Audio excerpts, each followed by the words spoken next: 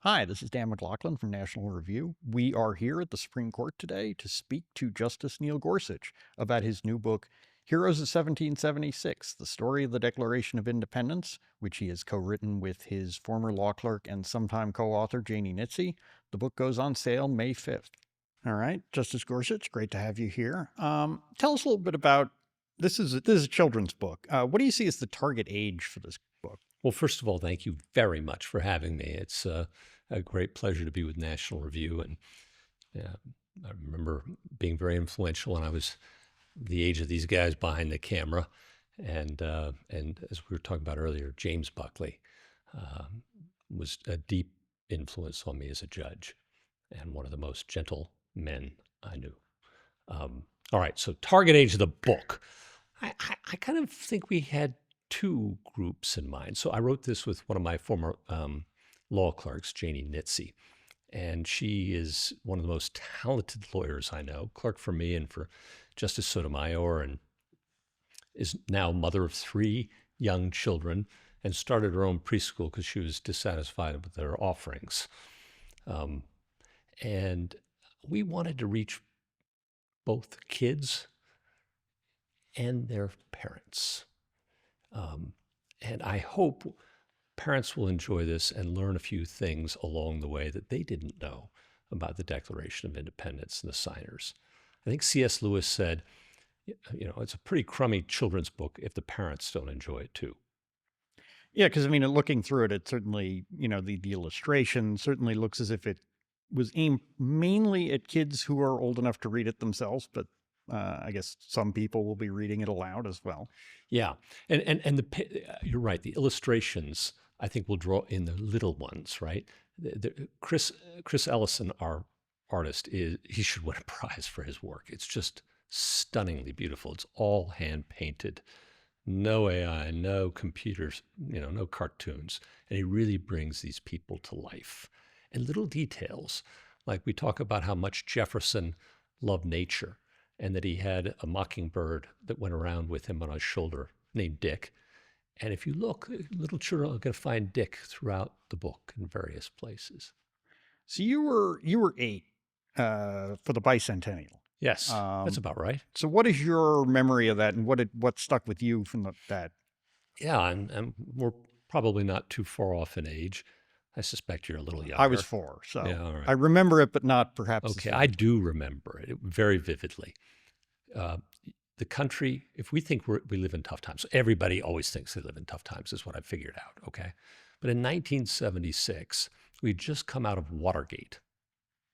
We had an unelected president. We were suffering from stagflation, interest rates like 18 or 20%. I mean, think about that. You guys could never buy a house, you two. Um, Inflation extraordinarily high, and Vietnam had just ended. And there were a lot of young men who I knew who would come back from Vietnam in our neighborhood or our church who were not the same people who left. And it was a deeply troubling time after the civil rights movements, the assassinations, all of that. And it was a moment that kind of brought us together again and made us realize that for all our differences and troubles, there's a lot that unites us and a lot more that unites us than divides us. And it was just simple things from painting fire hydrants red, white, and blue. I remember the Gemma family across the street, big Italian family, and they had one of those VW buses. I don't even remember those things. And they painted the American flag, stars and stripes, with the 13 stars on the side of their red VW. And of course, the giant ships in the harbors on the East Coast, we all watched with fascination because there's no water in Colorado. Um, and I hope that the 250th is something like that. Yeah, it's a shame that semi-quincentennial doesn't quite roll off the tongue the same way. Yeah, but think about what it means. What does it mean? It means halfway to 500. It denotes that we're on a journey.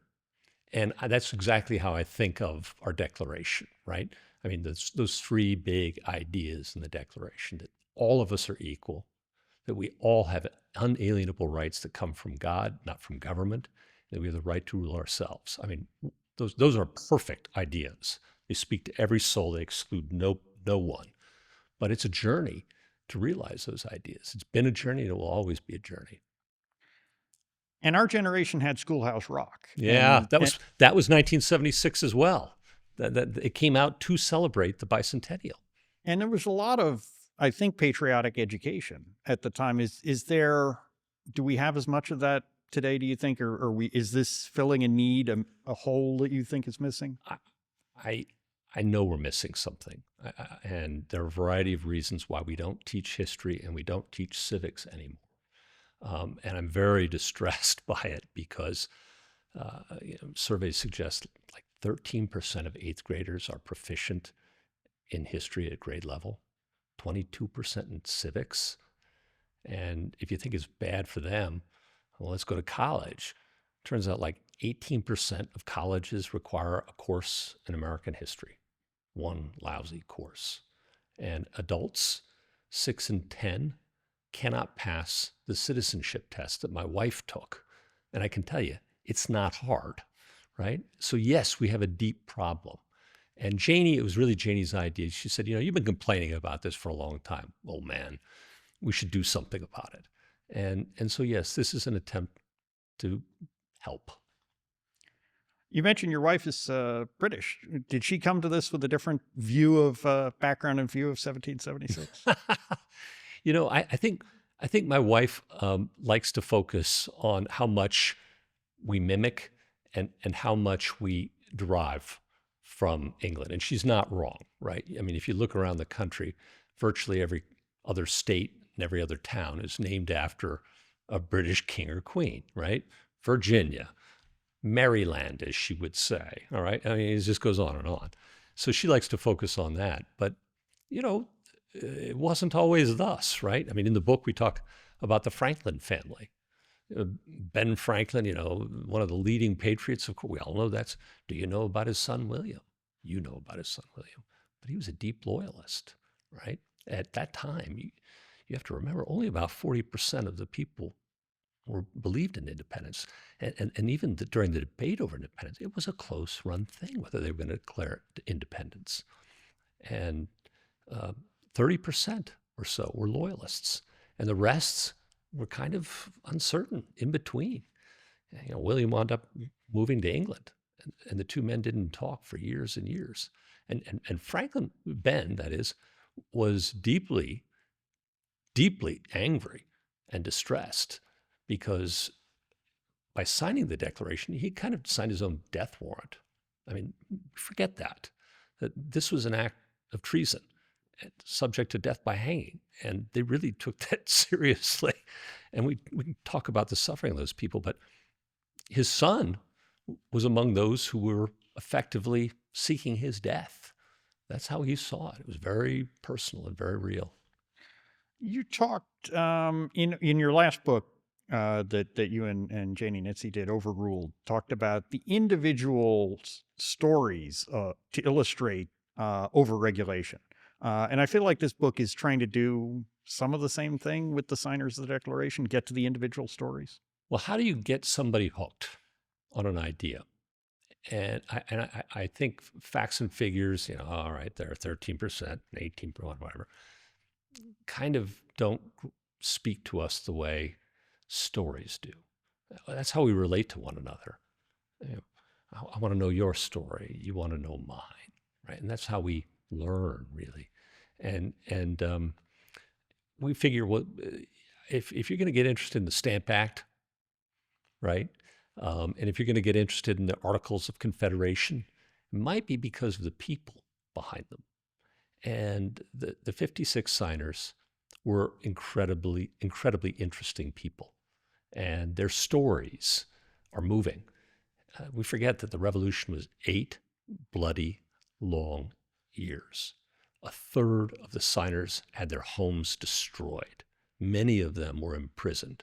Some of their wives were imprisoned. Some of their children were imprisoned. And many of them gave their fortunes to the revolution and died poor as a result of it. So telling those stories of courage and sacrifice, we hope might inspire a few young minds and make them realize the Declaration's 3 big ideas are not inevitable. They were not inevitable, and their preservation is not inevitable, and that the torch passes to each generation. We're a creedal nation. What unites us is not a religion, it's not a race, it's a belief in those three ideals. That's our mission statement as a country. And if the people don't get inspired to learn about them and believe in them, well, the baton drops. I mean, that was why Ronald Reagan in his farewell address, that was his argument was we need to teach informed patriotism to the next generation. It was also George Washington's speech toward the end of his administration, where he was advocating for a national university to teach civics and the virtues, and he wasn't afraid to talk about virtues that are necessary to maintain a republic. And that is something that all of the founders agreed on. I mean, Jefferson said, if you expect a country to remain free and ignorant, well, you want something that's never been and never will be. And that's the old debate, virtue or liberty, but you really need one to get the other. Yes. I mean, just for perspective, I mean, you've been on the court now just shy of 9 years. I think just right about 9 years. So it's only a year longer than this war continued. I mean, to think of all that has happened in the news, say in the last 8 years, that the revolution ran that long. Well, I'm not about to say my suffering matches theirs, if that's what you're getting at, but it's been a while. Yes. Yeah. Now you're on a court with a lot of strong personalities, with strong opinions about big things. The justices, you and your colleagues sometimes disagree and quarrel, even with the people you usually agree with, even with the people who agree with you that day. You attracted some attention in the tariff case with your concurring opinion, and we've seen other concurring opinions like that are taking to task kind of everybody else, the people on your side today, the people on your side on other days. Does that give you that experience of sitting on the court? Does that give you some more sympathy or insight into those men in Philadelphia in the summer of 1776, hammering out the Declaration, quarreling over what should be in, what should be out, what is our next step? Boy, that was a very clever bridge from present day back to 1776. Let me take both halves of that. So today, you guys give us 70 of the hardest cases in the country every year. And you are a litigious bunch. You all file about 50 million lawsuits every year in this country. Think about it. I'm not counting your traffic tickets over there. All right. They're real lawsuits. And you give us the ones where lower court judges have disagreed. I mean, that's what this court does. It resolves disagreements over the meaning of federal law that have split the circuits. You know that as a lawyer. So you're giving us stuff that's hard.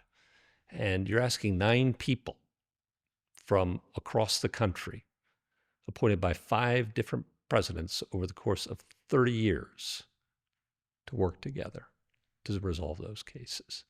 Can you guys agree on where to go to lunch? None of you? Yeah, I don't know. Yeah, right, exactly. All right. And I actually think it's kind of magical, our rule of law in this country, because first of all, there are only about 60 or 70 cases a year in which the lower courts seriously disagree over the meaning of federal law. One could argue there's a few more, a few fewer, whatever, but it's not that many. It's kind of incredible. You know your rights and duties in this country under the law, much more so than almost any place on the planet or in the history of the world. Okay, fine. Of those 60, 70 cases, the 9 of us are unanimous about 40% of the time. Think about that. Think about what it takes. Am I ever going to convince Sonia Sotomayor to become an originalist? I kind of doubt it, right? Is she ever going to pursue? Hope springs eternal. It does. It does. Ideas tend to win out over time. But I understand that she has a different way of approaching law than I do, and she appreciates that I do too. We know that. We don't get angry over that. We get on with it, okay? And we start by saying, if I listen to you talk, we sit around a room in a conference room. I just got out of there, okay? And we sit around and we listen. We don't interrupt. There are no raised voices in the conference room ever, right? And I listen, they listen, and we find where we can agree. And we're able to become unanimous in cases the lower courts have disagreed on about 40% of the time. Now, I know what's going through your head. You're thinking, well, what about those 5-4s and 6-3s? Okay, fine. That's about a third of our docket. All right. But only about half of that third are the 5-4s and 6-3s you might imagine. And the rest of them are scrambled every which way. All right. Now, those two figures, that 40% and that third, same as they were more or less in 1945 when Franklin Roosevelt had appointed 8 of the 9 justices of the Supreme Court. So the one thing I know about the Supreme Court is very little changes. All right. We have different philosophies on how we approach the law, but I sit across from the table with people I know love this country, love the Declaration of Independence, love our Constitution as much as I do. All right. Now you want to go back to 1776. All right, fine. Did they disagree? Oh my goodness. What we just talked about. They had a hard time getting unanimity on independence. All right. And let's take Jefferson and Adams, who are two of the central figures in the book, along with a lot of people you don't know about or less well known. Jefferson and Adams were peas in a pod when it came to the Declaration. They were the instigators in a lot of ways. And they worked on the document itself together very closely, dear friends. And then, of course, they completely disagreed on how to implement the Declaration and the Constitution. One wanted a very strong central government, the other a much, much weaker one. They fought, they didn't speak for years. And then toward the end of their life, a friend kind of interceded and said, come on, you two. And they started writing letters, and they exchanged over 140 of them in the last part of their life. And what they realized is what I realize and what I try to remember when I'm disagreeing and we're going hammer and tongue over some statutory interpretation case, that person loves this country as much as I do. And Hamilton and Madison the same. Oh, my goodness. Federalist Papers, Yeah. and then opposite sides. And Andrew Jackson walked around with 2 bullets in him from duels that he fought, and when an assassination attempt with him just across the street of the Capitol failed, he went after the guy with the cane and they had to rescue the poor guy from the president. I mean, democracy is a rough and tumble business. It is. I'm not here to tell you it isn't. But it's magical. And it's through those debates and disagreements that that's actually our strength if we can harness it. Because the fact that we all can speak our minds freely and we can have a contest of ideas means the best things emerge. And because we have to compromise with one another and listen to one another, we find ways to mediate our differences so we can live together. That's why we're much more robust and resilient than a monarchy or a despotism, which is so much more brittle. What's the weakness of a democracy? If we start taking those disagreements beyond disagreements and fail to recognize the humanity of the person across from us. Yeah, sadly enough, I feel like, at different times when I'm interviewing somebody, I can say, well, look what just happened this week. And it seems like it's an every week thing these days. Yeah, I get that. But you go, and that's why I think looking back through history is so important for our kids, because they think, and we all think, our times are unique and our troubles are profound. And I'm not here to tell you we don't have our challenges, but I will tell you it has always been thus. What role should the Declaration play in understanding the Constitution and interpreting the Constitution? Well, I think of the Declaration as kind of our mission statement. If you're a corporation, if you want to put it in that, or if a kid or your report card, how you doing? Here are these 3 ideas we are really aspiring to. And I think of the Constitution as a how-to manual, right? The nuts and bolts of how we're going to try and get to those ideas.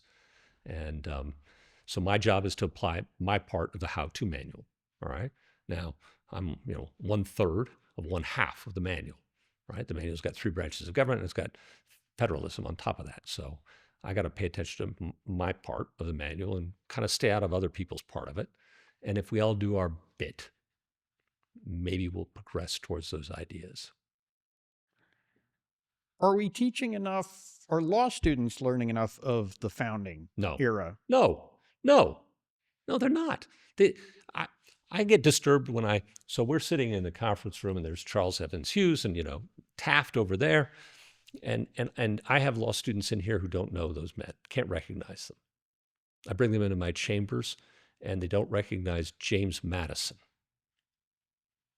Okay, smart, young law students. And I just think it's tragic. They all want to change the world. Great. I say great. There's a lot of improvement to be made. All right. But if you don't know your history, if you don't know why the gate is there, why it was put there, you just want it removed. Well, watch out. Here come the buffalo. You need to know your history. That's very Western metaphor. Well, mixed in with a little bit of Chesterton. Yeah, I mean, almost nobody's read the Articles of Confederation, No. for example, which to know how we got the Constitution, you got to know what they tried first. First, you need to know why we rebelled, right? What were the complaints? Why did they feel the need to do that?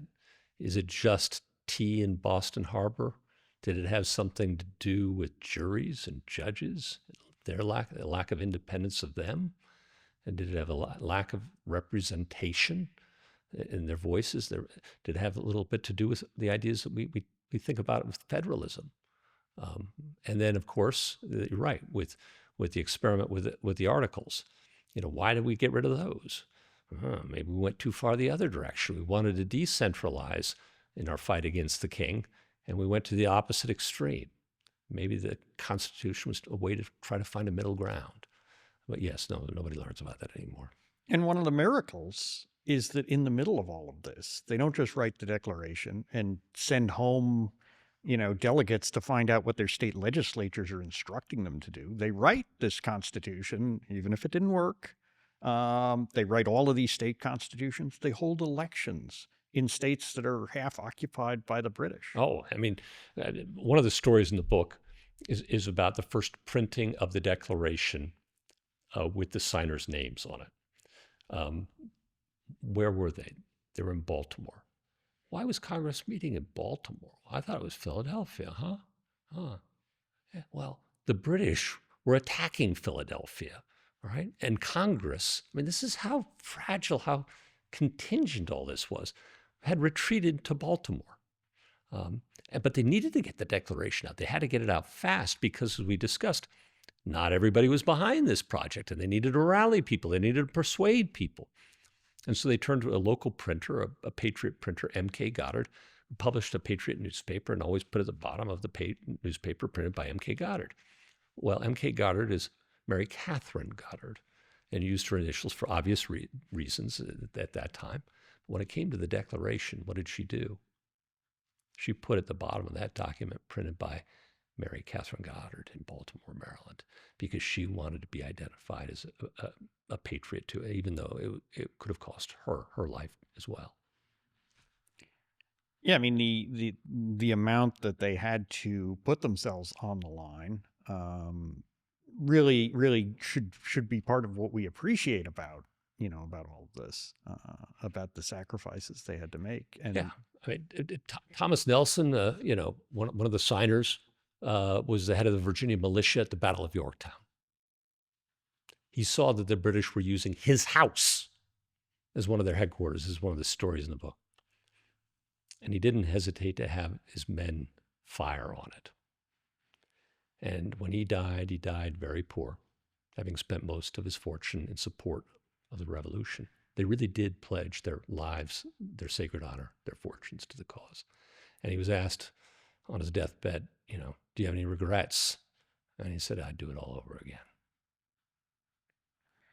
There's, of course, you have in here the great story of Ben Franklin advising Jefferson as he saw some of his favorite pieces of the Declaration get cut out. His story of the hat maker starts off with a long sign and it ends up with just a name and a picture of a hat. I guess we've all read a majority opinions of the court down through the years that look a little bit like the hat sign with nothing but a picture and name Sure. on it. Understand, Jefferson called them mutilations. It's a pretty perfect document in a lot of ways. And of course, there's a big debate over who should write the Declaration. There's a great story about that. And Adams wrote this down. So it's recorded in his words in the book. And it's kind of priceless, I think. Adams says to Jefferson, you should write the Declaration. And Jefferson says, oh, no. You do it. And Jefferson, Adams said, didn't utter more than 3 sentences in a row ever during that meeting of the Continental Congress. I mean, he was very quiet in public. And so he was very reticent. And Adams like, no. You got to do it. And I give you 3 reasons. First, you're a Virginian, and a Virginian should be head of this business. Because, those Massachusetts guys were a little rabble-rousing. They needed to bring other people along, and Virginia was the wealthiest, largest colony. Okay. Second, I am obnoxious. I am suspected and unpopular, and you are very much otherwise. And reason third, you write 10 times better than I do. And so that's how they resolved how to do it. But it was a process, that's for sure. What do you think is the most important thing for whether it's students of the Constitution or students of the Revolution to know about why they rebelled? I think it has to do with those 3 ideas we've talked about. They really believed in those 3 ideas. And they seem like the air we breathe today. We take them so for granted. Like the water a fish swims in, doesn't even notice it. But you have to remember that in 1776, those were unbelievably crazy, radical ideas. The idea you rule yourself, and nobody in Europe did that. You have rights? No, you have grace from the king, right? We're all equal. Kings and serfs? Goodness, no. A British newspaper called what the Declaration of Independence. Americans had declared for themselves the right to talk, unalienable right to talk nonsense. Okay, and a lot of people still think it's nonsense around the world today. And if we don't take care to learn about them, to preserve them, and to recommit ourselves to them in every generation, there's nothing inevitable about their continuity. George Washington's justices, or the justices he appointed, I guess once then they're not his justices anymore, but Washington's appointees to the court spent a lot of time riding circuit, not only riding circuit, but giving speeches and explanations to local juries and grand juries about the Constitution. Here's what it says. Here's what it means. Is that part of your role, do you think, to be something of a public ambassador for the court and the Constitution? Is that part of what you see as your job? Well, I actually think if you brought the founders back today and said, walk around the executive branch, walk around Congress, now come over here to the court. I don't know whether it's a good thing or a bad thing, but I think the one institution they'd probably recognize most easily is this institution. 9 older people sitting around arguing about whether this dangling modifier modifies this, that, or the other thing, and what does the First Amendment mean? And I think that's something I take some pride in, that we do our own work, and it would be recognizable. We don't ride circuit anymore, but in terms of books, I think Supreme Court justices have written over 350 books. And I don't think I'll ever match the output of my friend Steve Breyer. But he is a wonderful teacher. Completely wrong about everything he thinks about law, but a dear friend and a wonderful teacher. And on that note, I will thank you for being gracious with your time today. Thank you very much for having me. I really appreciate it.